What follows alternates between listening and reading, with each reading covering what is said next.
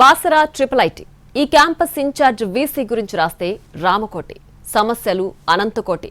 ఇది triple IT కాదు, trouble IT అని ఎప్పటినుంచో మహా చెడ్డ పేరుంది. ఆత్మహత్యలకు నిలయం, అవినీతికి కేంద్రం, లైంగిక వేధింపుల ఆరోపణలు నిత్య కృత్యం.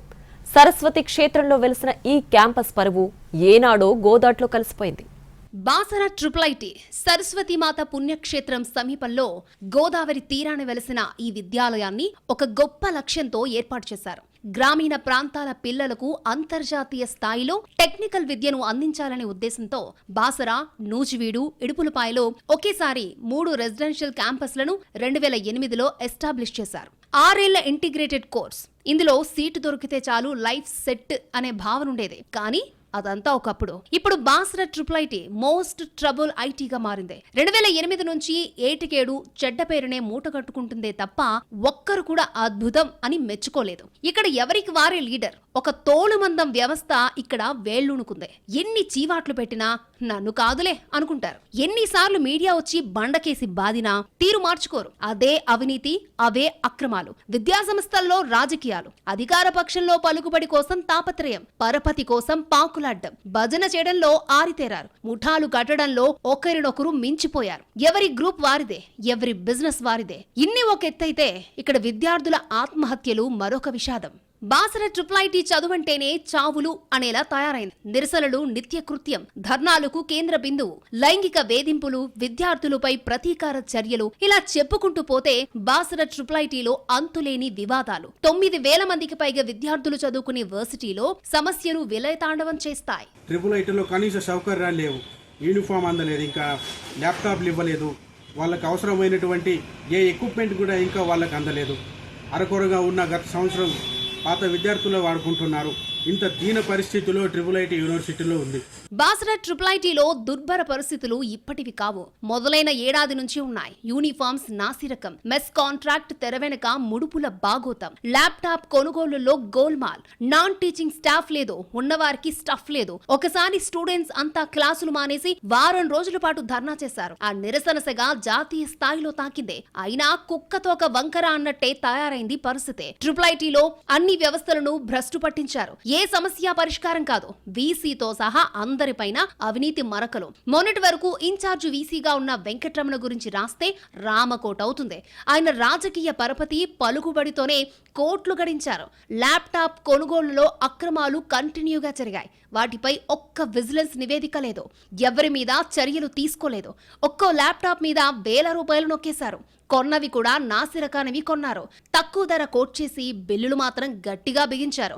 అధునాతన కంప్యూటర్ ల్యాబ్ అన్నారు. 5 కోట్లు మంజూరు చేశారని చెప్పారు. తీరా చూస్తే పాత కంప్యూటర్లు తీసుకొచ్చి ఫిక్స్ చేశారు. అవేమో పనిచేయడం లేదు. మినీ స్టేడియం అనే మాట పేపర్ మీదే ఉంది. హాస్టల్స్ రిపేర్ల పేరుతో పనులు స్టార్ట్ చేశారు. కానీ టైల్స్, ప్లంబింగ్ వర్క్స్ ఇంకా మిగిలే ఉన్నాయి. చేసిన వాటిలో క్వాలిటీ లేదు. స్విచ్లు పోయినా, నట్లు ఊడిపోయినా లాభం లేనిదే. పని ముట్టుకోరు. ఎకో పార్క్ ఒకటి కట్టారు. అది ఎందుకు నిర్మించారో, దానికోసం ఎంత ఖర్చు చేశారో ఆ దేవుడికే తెలియాలి. ప్రతి దానికి పర్సంటేజ్ అంటారు. T hub centre, mini stadium, computer lab, digital innovation lab, ల్యాప్టాప్లు వంటివి హామీలను గత ప్రభుత్వం పెద్దలు ఇచ్చారు. డిమాండ్ల కోసం చేసిన ఆందోళనతో బీఆర్ఎస్ సర్కారు కంటి తుడుపు చర్యగా స్పందించినా నిధులు విడుదల చేయలేదు. 2019 నుంచి ఇప్పటి వరకు స్కాలర్షిప్ రాకపోవడం విచిత్రం. ఉపకార వేతనాల కోసం 80 కోట్ల వరకు బకాయిలు పేరుకుపోయాయి. మరి వచ్చిన నిధులన్నీ ఏమయ్యాయో బాసరా సరస్వతి మాతకే తెలియాలి. 6 ఏళ్ల కోర్స్ అయినా సర్టిఫికెట్లు ఇవ్వాలంటే సతాయిస్తారు. డబ్బులు కట్టాల్సిందే అని హుకుం జారీ చేస్తారు. క్యాంపస్ లో కరికులం చేంజ్ చేయాలి, స్టాఫ్ మార్చాలి. స్పోర్ట్స్ పీటీలు సక్రమంగా లేరు, ఆటలు లేవు.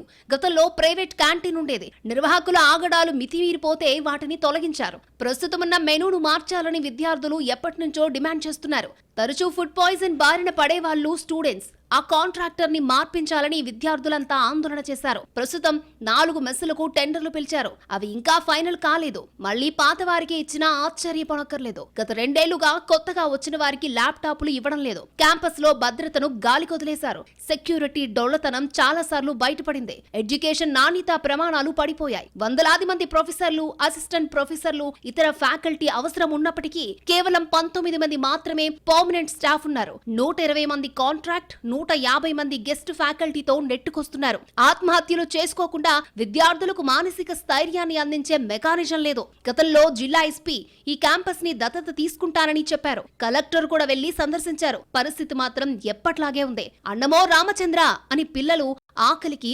అలమటిస్తున్నారు.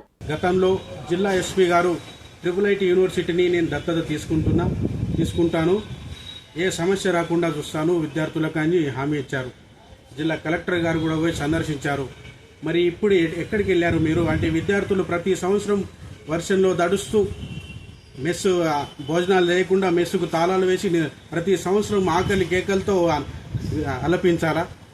మీకు విద్యార్థుల సమస్యలు కనబడవా? దయచేసి ఇప్పటికైనా రాష్ట్ర ప్రభుత్వం నేరుగా సీఎం గారే వచ్చి యూనివర్సిటీని సందర్శించి విద్యార్థులతో మాట్లాడి వాళ్ళ సమస్యలు పరిష్కరించాలని మేము కోరుతున్నాం. పేపర్ వాల్యుయేషన్ లో అక్రమాలు జరుగుతున్నాయి. రీవెరిఫికేషన్ తర్వాత ఫెయిల్ అయిన వారు పాస్ అవ్వడం, బ్యాక్లాగ్ సబ్జెక్టుల విషయంలో పారదర్శకత లేకపోవడం వంటి అనుమానాలు వ్యక్తమవుతున్నాయి. పేమెంట్ చేసినా ఆన్సర్ షీట్లు ఇవ్వడం లేదు. అధికారులపై వేధింపుల ఆరోపణలు ఎక్కువయ్యాయి. కొన్ని ఆత్మహత్యల కేసుల్లో university administrative officer, dean, care టేకర్లపై కేసు నమోదు చేశారు. పాలనలో రాజకీయ జోక్యం పెరిగింది. స్థానిక నేతల పెత్తనం పెరిగింది. అధికార పక్షానికి చెందిన నాయకులే అవినీతిలో భాగస్వాములయ్యారని విద్యార్థులు ఆరోపిస్తున్నారు. ఆందోళనలు చేసిన విద్యార్థులపై కేసులు బనాయిస్తున్నారు. నిరసన తెలిపిన విద్యార్థులను పోలీసులు సతాయిస్తున్నారు. గతంలో ప్రొటెస్ట్ చేసిన విద్యార్థులపై పెట్టిన కేసులు రద్దు చేస్తామని గత ప్రభుత్వం ప్రకటించింది. కానీ ఇంతవరకు వాటిని కొట్టేయలేదు. ఫలితంగా పిల్లల ఉన్నత చదువులు ప్రశ్నార్థకంగా మారాయి. ఇక్కడ IIITలో చదివితే ఉద్యోగం గ్యారంటీ అనే పరిస్థితి నుంచి ఇక్కడ చదివితే ఉన్న జ్ఞానం పోతుంది అనే వరకు వచ్చింది. గత ఇన్ఛార్జ్ వీసీగా ఉన్న వెంకటరమణ హయాంలో జరగని అక్రమాలు లేవు. మహిళా ఉద్యోగులను లైంగికంగా వేధించారని, ఏసీబీ చేత విచారణ చేయించారని కరపత్రాలు కొట్టి పంపించారు. వెంకటరమణ హయాంలో 9 మంది సూసైడ్ చేసుకున్నారు. అందులో కొన్ని ఇంకా మిస్టరీగానే మిగిలాయి. తనకు లొంగని మహిళలను ఉద్యోగాల నుంచి తీసేసిన చరిత్ర వీసీదే. ఇక్కడ అవుట్ సోర్సింగ్ ఒక మాయాజాలం. పర్సంటేజీ ముడుపులిచ్చిన వాళ్ళకే ఉద్యోగం. హెల్త్ ఇన్సూరెన్స్ పేరుతో విద్యార్థుల నుంచి తలా 700 వసూలు చేశారు. ఒక స్టూడెంట్ కి క్లెయిమ్ విషయంలో ఇది బయటపడింది. సీనియర్ ప్రొఫెసర్ అర్హత కూడా లేని వెంకటరమణను తీసుకొచ్చి ఇన్ఛార్జ్ వీసీని చేశారని స్టూడెంట్స్ చాలా సార్లు ఆవేదన వ్యక్తం చేశారు. గత సర్కారు అండదండలతో ఆయన వీసీ కుర్చీలో ఏళ్లుకేళ్లు ఉన్నాడు. ఆయనకు హయ్యర్ ఎడ్యుకేషన్ అండదండలు కూడా పుష్కలంగా ఉన్నాయి.